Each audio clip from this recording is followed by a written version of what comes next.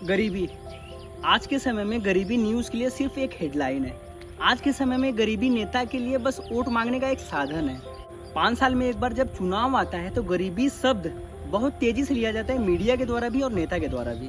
और जब चुनाव बीतता है तो ना नेता याद कर पाते हैं गरीबी शब्द को और ना मीडिया। ये सच्चाई है हमारे देश का। छत्तीसगढ़, मणिपुर, यूपी, बिहार, असम, भारत के कुछ राज्य ऐसे हैं जहां 40% से ज़्यादा आबादी गरीबी रेखा के नीचे रहती है। और गरीबी क्या होती है ये सिर्फ वही जानते हैं जो ऐसे स्थिति में रहते हैं। एक नॉर्मल इंसान जितना मेहनत पूरे महीने में करता है, गरीब इंसान उतना मेहनत सिर्फ एक दिन में करता है और मुश्किल से वो सिर्फ एक दिन का खाना जुटा पाता है। ये गरीबी है। सुबह का खाना मिला, शाम के खाने का पता नहीं है, ये गरीबी है। उनका बच्चा रात भर भूख से रोएगा, वो चाह के भी कुछ नहीं कर सकते, ये गरीबी है।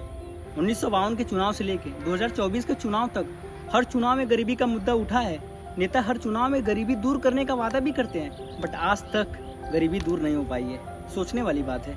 हमें लगता है कि धोखाधड़ी का केस अगर किसी के ऊपर सबसे पहले करना चाहिए तो यह नेता के ऊपर करना चाहिए, क्योंकि चुनाव में बहुत से वादा करके भूल जाते हैं। खैर, हमें लगता है कि गरीबी को सिर्फ गरीब लोग ही दूर कर सकते हैं, वो भी खुद को शिक्षित करके, क्योंकि शिक्षा से ही गरीबी को दूर किया जा सकता है और कोई उपाय नहीं है। एक भारतीय नागरिक होने के नाते हमारा भी जिम्मेदारी बनती है कि हम एक गरीब इंसान को शिक्षा के बारे में बताएं, उन्हें उनसे रूबरू कराएं कि अगर आपके बच्चे शिक्षित होंगे तो जो कष्ट आज उठा रहे हैं ये आपके बच्चों को नहीं उठाना पड़ेगा।